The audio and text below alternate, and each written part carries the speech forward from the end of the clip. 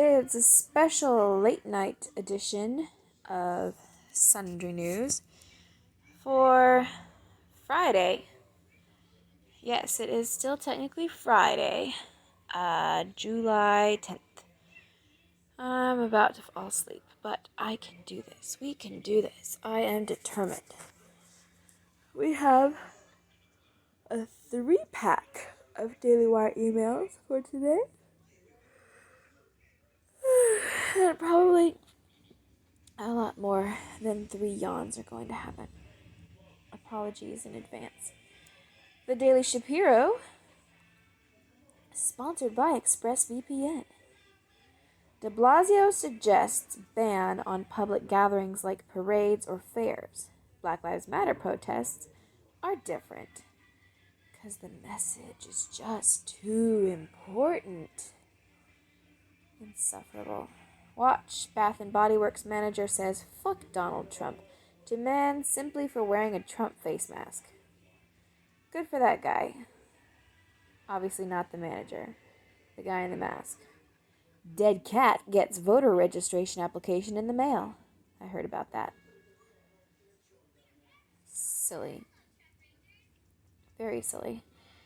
Imposter patriots. Tammy Duckworth slams Tucker Carlson and Trump as self-serving, insecure men. I don't think so. Watch. Tucker highlights Seattle allegedly selecting city employees for anti-racism training based on skin color. Yeah, sounds like the norm these days. We don't judge people by the content of their character. That's for, I don't know, white supremacists, I guess. I guess I'm a white supremacist. You know, if white supremacists judge people by the content of their character rather than the color of their skin. Because the people that are anti-white supremacists these days certainly don't do that. Protect your online privacy with ExpressVPN. And listen to The Ben Shapiro Show. Tune into the fastest growing, hardest hitting, most insightful, and savagely irreverent conservative podcast on the web. Moving along. To Election Wire. The silly season in politics usually doesn't come until the dog days of August, but 2020 is different in every way, so why not get started early, right? Billionaire rapper Kanye West this week jumped into the presidential race, vowing to run as a member of the birthday party. I think that's hilarious. The RNC pulled a page from the Hillary Clinton when he does debates. Is he going to be in his birthday suit? Ah ha ha ha ha. The RNC pulled a page from the Hillary Clinton campaign to hammer Joe Biden, while the presumptive Democratic nominee reached out to supporters of Senator Bernie Sanders, who left Clinton at the altar last time around. Meanwhile, Republicans are looking to go back to nature next month by holding their convention in the great outdoors. Cool. And Senator Tammy Duckworth skyrockets in the odds to be Biden's running mate. Oh, is that why she's being talked about? Okay. I mean, I have no idea who she is. Apparently she's a senator. There we go. A birthday party. That sounds very happy. Kanye West tosses hat into ring, makes everyone mad. I'm not mad. Trump's probably not mad. As if 2020 wasn't already wild enough, rapper Kanye West, who admittedly struggles with bipolar disorder, has entered the race. Hey, there's no rule that says, okay, for one thing, I didn't know that he was bipolar, but also I'm pretty sure there's no rule that says the president can't be bipolar. There's medicine, whatever, has entered the race, saying he is running on the birthday party ticket and will use the Wakanda management model if he wins the White House. That, I think, is stupid, but whatever. In an expansive interview with Forbes, West said he is no longer a big supporter of President Trump, stating he is taking the red hat off, but he was much harder on Biden. I'm not saying Trump's in my way. He may be a part of my way, And Joe Biden? Like, come on, man, please. You know, Obama's special, Trump's special. We say Kanye West is special. America needs special people that lead. Bill Clinton, special. Joe Biden's not special, West said. West also blasted the Democratic Party, even though Biden famously declared that all blacks should be members of the party. Yeah. That is a form of racism and white supremacy and white control to say that all black people need to be Democrat and to assume that me running is me splitting the vote. All of that information is being charged up on social media platforms by Democrats, West said. And Democrats used to tell me, the same Democrats have threatened me. The reason why this is the first day I registered to vote is because I was scared. I was told that if I voted on Trump, my music career would be over. 2. RNC hammers Biden in brutal new ad. How come it's always 3 a.m. in political adverts? What does that mean? Hillary Clinton famously posted up an ad in 2008 while running against first-term Senator Barack Obama, showing cute children asleep in their beds. Then a phone rings. The narrator asks, "There is a phone in the White House, and it's ringing. Who do you want answering the phone?" The Simpsons even did a send-up on the 3 a.m. call, showing a guy who looks like Trump taking so long to primp for a national security meeting, including putting a little dog on his head for hair, that he misses the crisis. Now, the Republican National Committee is using the same old saw to target the Democratic candidate.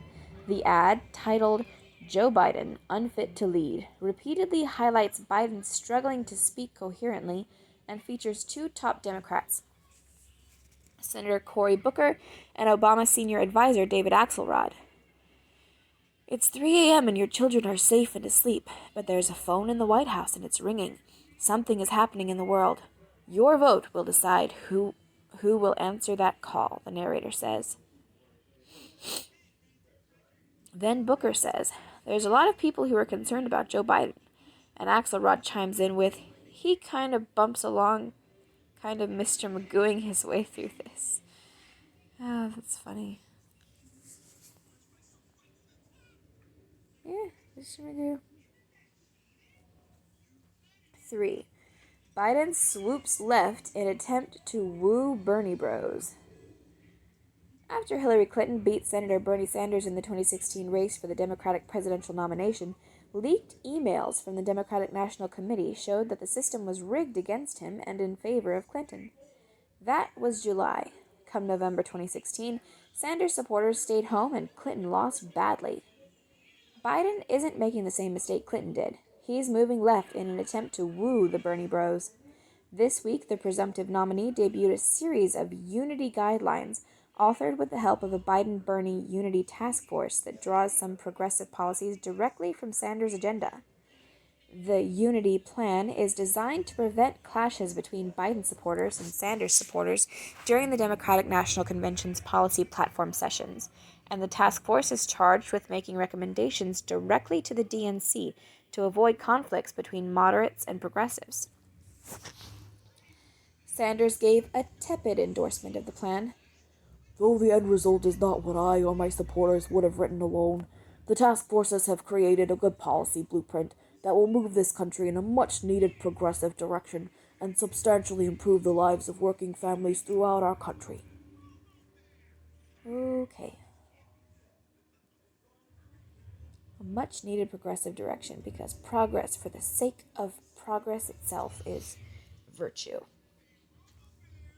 You might like Blink Sale. Get paid and back to growing your business. Blah, blah, blah. 4. Back to Nature. RNC Eyes Outdoor Convention. Well, COVID dies in the sunlight. First, Trump pulled out of North Carolina, bashing the state's Governor Roy Cooper by writing on Twitter that the Democrat made it absolutely impossible for the Republican Party to have its convention in Charlotte. I believe it. Then it was announced that the RNC would move much of the convention's festivities to Florida, which has seen a recent spike in COVID-19 cases. So now comes the latest iteration. Just go outside. Trump recently shared that the GOP was considering unspecified options should the current convention plans become unfeasible telling Voice of America host Greta Van Susteren that the party would be flexible after she asked about the increase of coronavirus cases in the area. Republican officials have been eyeing the possibility of moving the planned in-person nominating convention from the ViStar Veterans Memorial Arena in Jacksonville to one of two nearby outdoor sites, a minor league baseball park that seats about 11,000 or a football stadium that seats 65,000, the Washington Post reported. By the numbers, Trump versus Biden. Biden, who is still mostly holed up in his basement amid the coronavirus panic. Hey! I didn't have to editorialize that. Or whatever the right word might be. It says it. It literally says that. Look at that. Amid the coronavirus panic, dropped a half a point since last week in a running average kept by Real Clear Politics. He holds an 8.8 point lead. That's weird to say. He holds an 8.8 point lead, although Rasmussen reports gives him a 10-point lead. Things in the battleground states held pretty much as they were. Here's how some swing states look right now. Wisconsin, Biden ahead 6.5. Was same 6.5. Michigan, Biden 7.5. Was plus 7.5. Florida, Biden plus 5.0 was up 6.4. So he dropped there. That's good. Pennsylvania, Biden up 7.0 was up 6.5. North Carolina, Biden up 3.3 was up 3.0. The Veep Stakes. Senator Kamala Harris, who called Biden racist during a presidential debate, was a big favorite last week, according to bookies.com, but she's dropped down a bit. The big mover, Illinois Democrat Tammy Duckworth, and keep an eye on Susan Rice, former National Security Advisor under Michelle Obama. Keep an eye on Susan Rice, former National Security Advisor under President Obama, along with his wife Michelle. Here's how the potential picks line up, based on $100 bet versus their odds last week. So I see in this picture that Tammy Duckworth appears to be in a wheelchair. So, yeah, no wonder she's rising in estimation. She's a person of color, and she's disabled. Or, differently abled. 2 points on the victimhood checklist. Oh, woman also, of course. That's 3. Senator Kamala Harris, up 120, was down 134. Negative 134. Susan Rice. I'm not going to read the numbers. I'll just read the names. Kamala Harris, Susan Rice, Tammy Duckworth, Representative Val Demings, Michelle Obama, Senator Elizabeth Warren. I know, I don't like Michelle Obama either. Mayor Keisha Bottoms, Stacey Abrams, Michelle Lujan Grisham, Governor Gretchen Whitmer. Meme of the week. Don't tread on ye. Cute. Alright. Moving on with the last Daily Wire email. The Daily Wire. Watch Tucker Plays Lemon's comments from 2013. Where was I? Tucker Plays Lemon's comments from 2013 on black community that get him fired immediately now. I believe there was something about certain people needing to pull up their pants, among other things. Don Lemon, Jesus Christ admittedly was not perfect when he was here.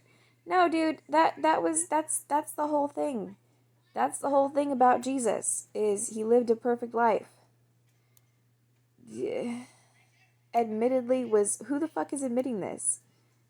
Nobody is admitting that because it's not true. That's the whole thing about Jesus Christ. He was the Son of God, born of a born of a human woman on the earth, and he lived a perfect life.